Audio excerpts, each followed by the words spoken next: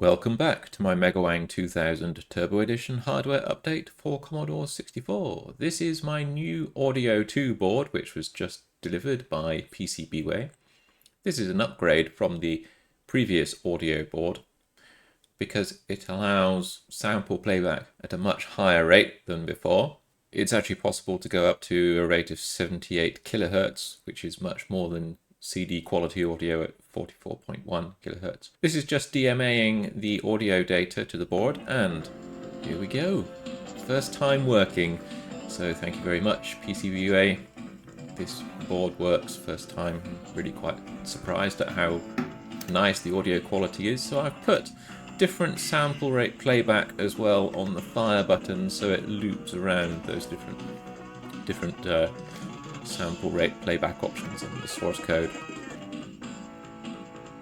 And then it starts playing the sample again at the beginning once it loops around to the end there.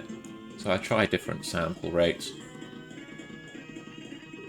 This is, of course, playing the music from Afterburner. This board is intended to go along with my Afterburner board setup and game demonstration.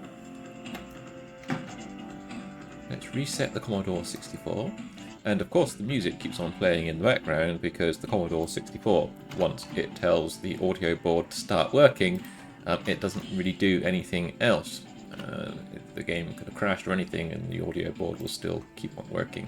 Like the rest of the video board, actually, all of the rest of the video layers will still remain active even if the Commodore 64 is switched off. So you can see, or hear rather, that the audio keeps on playing even when the background RGB layer there is actively scrolling data. So the audio board is completely independent of all of the other video boards that are plugged into the board stack. I'm really quite pleased with how this sounds.